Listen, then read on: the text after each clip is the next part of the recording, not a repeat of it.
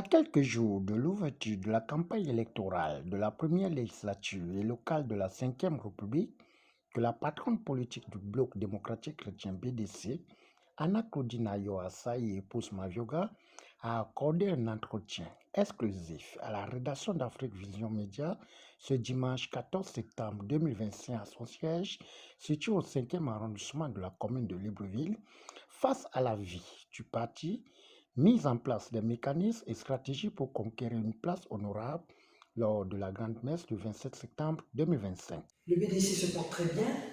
La preuve, vous savez que cette année, c'est une année quand même charnière pour la survie des partis politiques. Et parmi ces partis politiques, nous avons des candidats. Aux législatives, nous avons des listes locales. Ça prouve quand même que nous essayons de pouvoir faire vivre la démocratie au niveau de notre nation. Le BDC se porte très bien. Bien sûr, c'est ça l'objectif. Quand un parti politique est créé, c'est pour le pouvoir, c'est pour conquérir le pouvoir. Bien sûr, le BDC aura des élus parce que jusqu'en 2023, il faisait partie des quelques partis qui avaient des élus. Donc, c'est sûr qu'on aura des élus. Nous avons fait la campagne du président Brice Clotaire Oligui.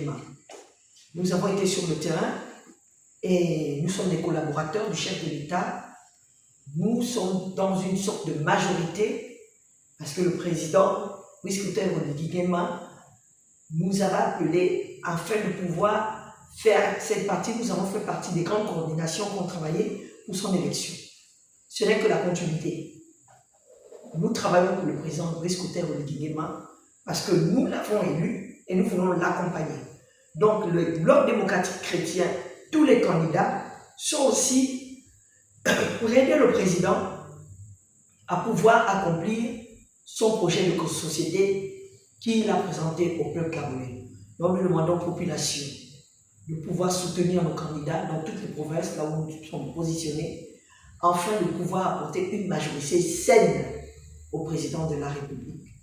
Son Excellence Brice Clotaire Oligui chef de l'État, chef de gouvernement, président du Conseil supérieur de la magistrature. Face à l'affaire qui fait polémique depuis le 29 août 2025 contre le Bloc démocratique chrétien face à la justice, la veuve de Guy Christian Mavioga est sortie en hibernation pour dénoncer l'enfumage, la mystification politique et la fiction orchestrée par l'Union pour la République présidée par Gervais Onyan, qui vise à mettre du sable dans le riz du BDC, parti légalement constitué qui ne souffre d'aucune irrégularité contre celui de l'UPR qui détient 2 paternités. Il s'avère que nous, le BDC, comme tout parti politique normalement constitué, selon l'article 6 de la Constitution, les partis politiques légalement reconnus participent à l'expression démocratique.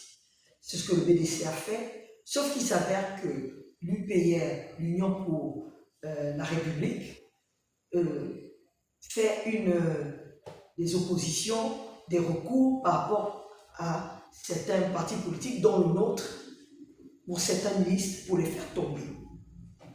Et par extraordinaire, cela est passé entre les mailles du filet. Il faut quand même rappeler que l'UPR est un des partis qui s'est taillé la part belle pendant la transition.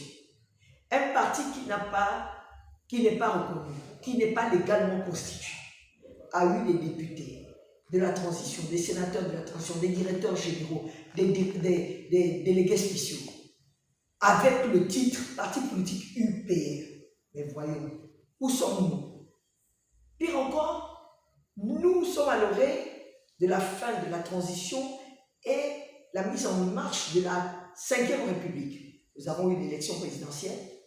Et là, nous apprenons que ce parti, dont le président Gervais Onyan est devenu président, parce que je ne sais même pas, je peux le dire, je ne sais pas par quelle magie, en signant un accord avec le président reconnu de tous au niveau du ministère de l'Intérieur, au niveau du Conseil national de la démocratie, qui n'est autre que Paulin Otougou,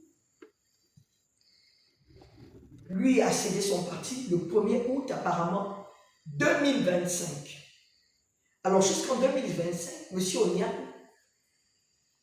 mystifiait le peuple gabonais en se faisant passer pour un parti légalement constitué, reconnu, ayant des récépissés définitifs. Voyant que les taux se resserraient sur lui, parce que les dépôts de candidature, selon le chronogramme donné par le ministère de l'Intérieur, c'était à partir du 7 que les partis devaient déposer des candidatures. Le 1er août, il va signer un accord avec le président de l'UPR, M. Paulin Autourou, pour pouvoir lui céder son parti. Sauf que nous, quand nous présentons nos listes, il faut un recours pour vouloir faire tomber notre liste du Commotion, dont je suis la tête de liste, disant qu'ils ont un membre qui aurait démissionné en mai de leur parti. Mais leur parti n'existait pas, n'était pas légalement constitué. Nous le savons. Les plus hautes autorités le savent. Le président de la République, Brice Clotaire Oligui, le sait. Le ministre de l'Intérieur qui gère les partis politiques et qui gère les élections à la CNOCER le sait. Alors, de qui se moque-t-on? Un parti dont on ne sait même pas s'il est légalement reconnu, parce que du 1er août au 7 août, comment a-t-il pu faire pour avoir un récépissé définitif, point d'interrogation, pendant qu'il y a des partis politiques qui attendent 10 ans, 5 ans, 2 ans, 6 ans pour avoir leur récépissé définitif. Alors, moi j'ai les preuves ici, hein, j'ai la liste du ministère de l'Intérieur, où c'est M. Paulin Autourou qui est toujours président de l'UPR. J'ai ici ce document de déclaration sous l'honneur, d'ailleurs qui est mal fait, entre M. Gervais Onias et Paulin Autourou, qui lui cède son parti le 1er août 2025. Alors, moi j'interpelle les plus hautes autorités d'être vigilants par rapport à ce genre de mystificateurs qui font de la sorcellerie politique pour bloquer la démocratie. Vraiment, je demande à ce que la Cour administrative puisse revoir nos dossiers, parce que je ne suis pas seul, et pour pouvoir vraiment élucider cette magie. Moi, j'appelle ça la magie.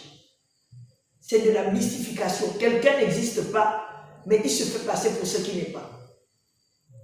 Donc, pour moi, je dis, cette requête est de nul effet. Et c'est pour ça que nous demandons que lorsque les recours seront revus, c'est-à-dire nous sollicitons rétractation, c'est le terme juridique, du jugement qui a été fait contre la liste du BDC au niveau de la cour administrative, parce que ce n'est pas normal. C'est ce que je tenais à dire au peuple gabonais, que ce genre de comportement mafieux d'un autre temps, et même moi je sais qu'on n'a jamais vu ça au Gabon, un parti qui n'existe pas, qui fait des sorties, qui est vraiment aidé par le pouvoir en place, mais qui vient quand même bafouer la loi et défier la cour administrative avec des arguments qui ne tiennent pas la route. Nous avons fait intervenir nos avocats et nous croyons avoir bien de cause parce que nous croyons que le Gabon est un pays de droit et que personne ne pourra défier la Constitution en se faisant passer pour ce qui n'est pas. En effet, plusieurs hautes personnalités de la place avaient adhéré à l'époque à ce parti.